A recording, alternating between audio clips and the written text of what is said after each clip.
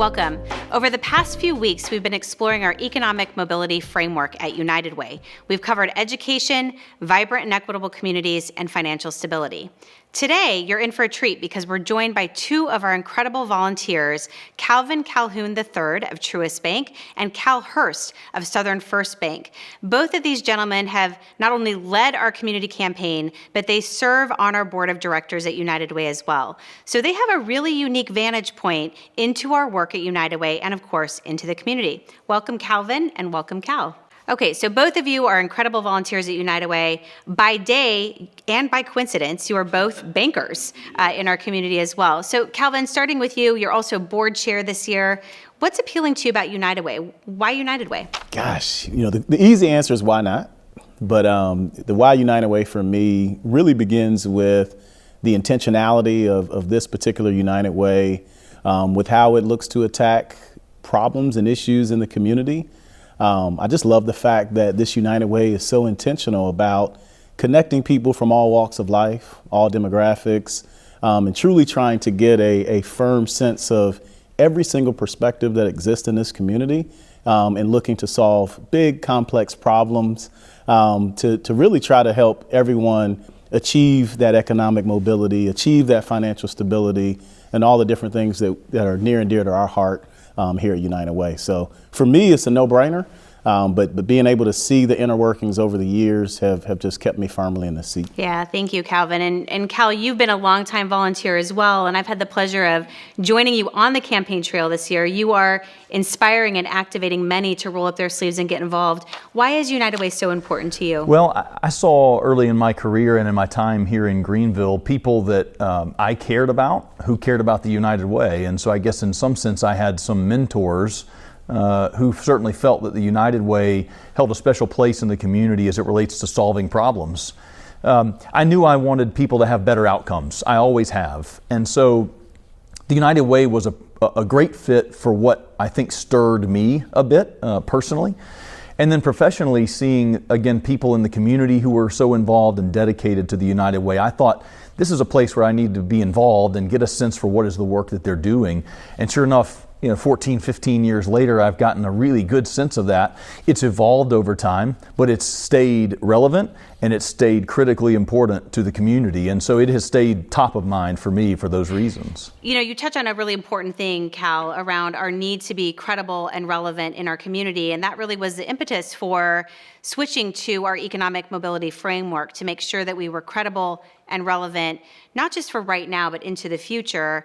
Calvin, when you think about our economic mobility model and education, financial stability, and vibrant and equitable communities, what stands out to you in that arena as something that you're passionate about or that you see the greatest potential in? The education piece is where I see the biggest potential. Just thinking about how many different levers of education are hit when I think about this economic mobility model, whether we start with early childhood, so up to 8 or 9 years old. When we talk about the middle grades, the high school grades, having success in those areas of life, and then ultimately progressing to adulthood, where all of us are looking to have some financial stability, have some financial freedom. Having financial freedom is a big part of mental health. It's a big part of physical health. And so being able to have those things for our broader community ultimately leads to a more vibrant and equitable community. And that cycle just keeps going. And so education is where I love to spend my time, in school, out of school education.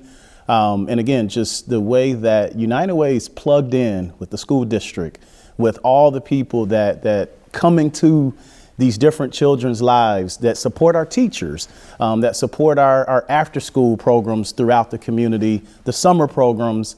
That's the piece that really just draws me in. As a kid, I benefited from a lot of those different programs, after school, summer learning, and ensuring that there isn't any summer loss or there's actually some summer gain. Those types of things just continue to lead to better outcomes, better understanding. We do hit that point in life where you're not just learning.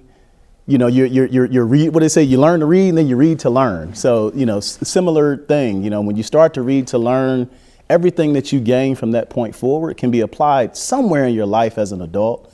And so for me, while I may not be the ones connecting all of those dots, I know that there are passionate people, great folks who are qualified that do that every single day, and being able to support them is my little part. So education is where I tend to want to jump in and plug in when I think about our economic mobility framework. Yeah, thank you for that, Calvin. And you've been a stellar volunteer within our On Track Greenville program as well. And you also highlight a really important theme that's come up in many of our conversations, which is the interconnectivity of education, financial stability, and vibrant and equitable communities. We can't exist sort of as one of those silos alone. It really takes all of those aspects to build our community. And Cal, you've talked a lot about this on the campaign trail. We are often on the top 10 list for everything in Greenville County. It's an incredible place to live. I know that we all enjoy so many aspects of this community, but we're increasingly seeing cracks in the way that our society is showing up. We know that more and more people need support, and we're here to change that. We don't want to just talk about it. We want to do something about it. Talk to me a little bit about your passion in that space and what fires you up about this work. Yeah, Megan, I think that's exactly right. The idea that Greenville is lauded as such a great place to live, and I can attest, it is. It's my favorite place I've ever tried to even put down roots. And so this is a bit of an adopted hometown for me, not coming from here, but being here now for going on 20 years or so, and watching Greenville's rise on some of those same lists that you described. The work that was done to highlight then some of the discrepancies between those kinds of lists, and then the fact that we have struggled to help people in our community just who are born into a certain zip code. I mean, things that no one can control for themselves, but the idea that that helps determine their final circumstances, I'm really uncomfortable with the idea that we're not doing enough as a community to create a pathway for people who wind up in those situations or are born into them to achieve what they want to achieve. And so that gap really is probably what motivates me more than anything else. I have a really strong sense of the idea that I want everybody to experience Greenville the way that I do, or that Calvin does, or my family does. But I also want to experience the way that some of our citizens who are less fortunate experience it. I don't want to be too far removed from that, because I want to be helping them in whatever ways I can, especially through education and financial stability and vibrant and equitable communities. And so that's why I think the framework works, is because we have a really passionate group of people in this community. That number of people is growing, just like the community is. And I think we have a dedicated group who really wants to see better outcomes and just support people, systemically support them. Sometimes that means support them today in something they need immediately. And sometimes, that means supporting people for a generation or two and to get them on a stable path. So that's what drives me, is the idea that I really want what's best for everybody in our community. And I want to give them a chance to succeed in whatever way they define that. But I certainly don't, I want the great things that Greenville is to apply to every person in this county. Well said. And, you referenced a couple of really important things, solutions, and we're all about solutions at United Way. A couple of really important research studies that we did. One, the Neighborhood Change Study in partnership with Furman. Another one is our Racial Equity Index, which illuminated many of the things that you're mentioning around zip code. Calvin, as board chair, we talk a lot about not only understanding the issues, but doing something about it. And that's what I love about United Way, is that we're really strategic about our data and those targeted strategies of how we actually get the work done. When you think about this work holistically, flash forward for me 5 years, 10 years, what do you hope to see for our community? So you bring up a couple of really great things in terms of how the data is parsed, how we interpret it, and coming up with the solution to fix it now, or address it. Shouldn't even say fix, address it. Taking historical data and projecting out into the future is something I guess Cal and I do all the time. That's lending, that's banking. But when I look at the information that we have taken from historical data, when I look at what the data is telling us, I do see an opportunity to fix or amend a lot of different structures that exist in the community. And so when I look out 5 years from now, and knowing how intentional we are at United Way in terms of going after very specific things within education, within financial stability, within our broader community when we think about economic mobility, I think we see more people that are financially confident. I think we see more people in our community that feel like they have as good a chance as any to achieve the dreams that have been outlined for them, that they've thought about. And I think with that, we're going to continue to see additional people move to our community. As Cal has pointed out, being on those lists, deservedly so, it continues to bring in new companies, new people, individuals, retirees, and bringing in all these different folks. I'm a transplant too. Bringing in all these different folks and being so open, which Greenville County is, just continues to bring more and more people to the table. We get better learning. We get different lessons from other communities. And then applying that to what we've learned from the data here, I see a rise just consistently when I think about 5 or 10 years from now. Will there still be some citizens that are struggling? Yes. But will we continue to be intentional around finding ways to help our neighbors in those situations, whether it's a situation they were born in, as Cal alluded to, or whether it's a situation that they find themselves in because of one or two life circumstances that happen and can happen to anybody? Are we prepared? And the answer that I have today as I project out is yes, we're prepared. Yeah, thank you for that. And one of the things that you talked about all the time when you were on the campaign trail is the importance of proximity, of really walking with people to understand what life is like and what we can do to improve that and partner with them to do that. Cal, you mentioned that also just a few moments ago about how important it is to have proximity to the very people that we're hoping to work with to serve. For people that are watching that may say, gosh, will my investment make a difference? Will my $50, my $60, will that even have an impact on these really big issues that we're trying to solve for? What do you say to that? I'd say it's a great question. It's a common question. I used to ask it myself when I first got involved with the United Way. But as a result of that, I think I'd say two things. The first is, yes, it makes a difference because I've watched it happen. Proximity helps, to your point, but so does involvement. And so I think the more that we stay connected with what the United Way is doing and what some of the agencies in our community do to really impact people one at a time, we start to get a glimpse of $50. Yes, please, because here's what we'll do with it. The other thing is, another banking concept is this magnitude or this compounding of dollars. What's amazing to see is what the United Way and other agencies in our community can do when that $50 becomes $100 or $125 or $150. And when you get to some scale of dollars, it doesn't have to be hundreds of thousands, but when you get to some scale of dollars, any of us is able to contribute or deliver more efficiently than we did when that scale was smaller. And so I've watched that happen with the United Way over the years, and many people that we have supported, this idea that as the scale gets a little bigger, $10 bigger, $50 bigger, $100 or $1,000 bigger, it makes a huge impact. And sometimes that impact's even greater as that happens because we can deliver them more efficiently. We learn lessons, we figure out how to do things better, we're able to get 5 people help when it used to be 3. So that's the concept that I've seen happen and take root with the United Way and through its lens throughout the community, and watch the impact multiply just because somebody made a sacrifice of $10 a pay period or whatever it is that somebody can do. And that's why we preach, whatever you can do in a campaign, please do it because it sincerely does matter. Yeah, thank you for that. And it is so true that $40, $50 can be a game changer that often surprises people in thinking that, will it make a difference? It 100% does.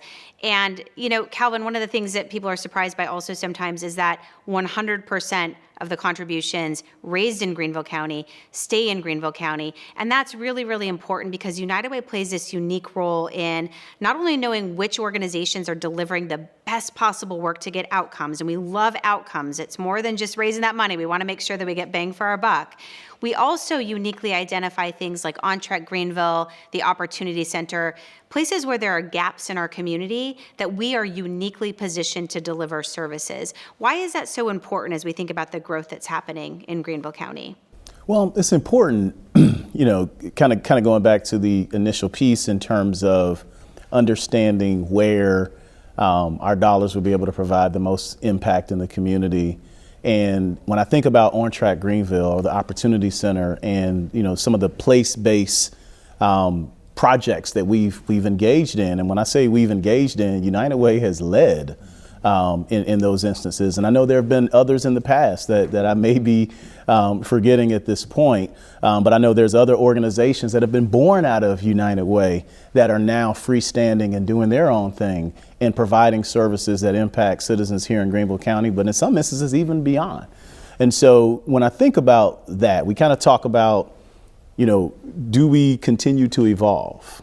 Do we continue to stay connected to everyone in our community and understand what's happening here versus there? And that's how I look at that real specific projects, place-based work like an On Track or Opportunity Greenville, because that's not learned on accident. That's learned through conversations. That's learned through witnessed experience. That's learned through relationships that, United Way does a wonderful job of cultivating those relationships across the community and maintaining those relationships as well. So again, just staying connected with the people who are dealing in the day-to-day, whether they're living through it, whether they're working with people who are living through it, or whether they're actively in their own day-to-day operations just looking for ways to solve. Sometimes it's great to just have a partner over here that has access to an army of volunteers and individuals who also want to do something. And just knowing that, that's the piece that gets me excited when I start to think about, these various projects that you've mentioned and what they can be. And I'm sure there's going to be more as we keep progressing over time. Yeah, thank you. And you both touched on this really important aspect. All three of us are actually transplants into Greenville County. Me, I'm just here for 4 years, going on 4 years, and you two much longer. But that is one of the things that I think is so special about Greenville, is that if you are willing to roll up your sleeves and be part of this community, there truly is a belief that if this community can't do it, who can? I mean, we're really well positioned with all the incredible resources that we have. Cal, what is your favorite thing about Greenville? And then also give me where do you see the biggest opportunity for us to improve? Oh gosh, if I'm going to need a poster board behind me where I can write a list of my favorite things about Greenville. I will say this, every so often any of us has a chance to be a part of a team or a group of people where it feels like everybody's rowing in the same direction, where it feels like at least the spirit of and the vision and the effort is pretty commonly united. And I have genuinely felt that way about Greenville for pretty much all of my time here. I remember watching as a college student, as a young professional, others and people that I looked up to who were really instrumental in making sure that Greenville was driving forward economically and now winding up in some of these lists that we've talked about. And that was a product of the fact that it took a lot of people, both government, business, citizens, anybody, not-for-profit organizations as well, being aligned and trying to drive something forward in a common vision and a common goal. I have felt that since I got here, and I do think that's unique. Now, I've become accustomed to it over quite a while now in Greenville, but I do think that's unique, especially as you start to think about the growth in Greenville County in that same time period. What I do think has happened as a result is that, and this may be somewhat of a natural outcome of some of that, is that we have addressed a number of things that have propelled Greenville in ways that maybe it never has been before. That is hard to provide that same level of opportunity or prosperity to everybody all at the same time. I really think some of what we're doing now is going to address some of the things that probably were seeded decades or generations ago and never were really dealt with. And then the prosperity of Greenville has risen in such a way that we naturally have folks that we need to go and say, this applies to you too. Now, we need their help telling us, what does that look like for you? How can we help? What do you need today? And then importantly, what do you need so that your children or your grandchildren are better off? And start to address those things systemically so that over the same amount of time, maybe in the next, we were talking about 5 or 10 years and maybe 20 and beyond, that more and more of our neighbors and our friends and even ourselves and our families have opportunities to join the prosperity of Greenville. And so that we start to, I'm a big stories person. I think a lot of people are. And so the more and more I hear stories, I want to hear stories of people going, I found myself in this situation and it wasn't my fault. And let me tell you what happened that I could pull myself out of it. Or I and my children were in a situation it was not our fault and they were born into it. And now let me tell you what's happened with them and how they've come along. Those are the things I'm going to be looking for over the next 20 years that I think if we work on this stuff really well together with our community, we're going to start hearing more and more of that. And that's going to tell me we've achieved some success there. Yeah, I'm so glad you said that, Cal, because I think that, many people who don't have that proximity or the privilege of chatting with people in our community are surprised to know how many folks who are struggling to make ends meet are employed, are working really hard, have just fallen behind or fallen on hard times. COVID-19, right. Despite everything we're hearing about our booming economy and the access to funds, it's expensive to be poor. And sometimes when those bills snowball or those late fees snowball, it's harder and harder to climb out of that. So with every best intention, sometimes people just need a little boost to help them out of that situation to continue to move about their day and their life. So I'm so glad that you mentioned that as well. Calvin, when you think about what you love about Greenville, what makes Greenville so special, but also the opportunity, what comes to mind for you? I love, and I tell this to anybody, I love the altruistic spirit that exists here. Mm-hmm. To find myself at a restaurant next to a couple that I've never met before. And they go, yeah, I visited this city. I liked all the people around me. So I decided to move here. Mm-hmm. To hear that once, okay.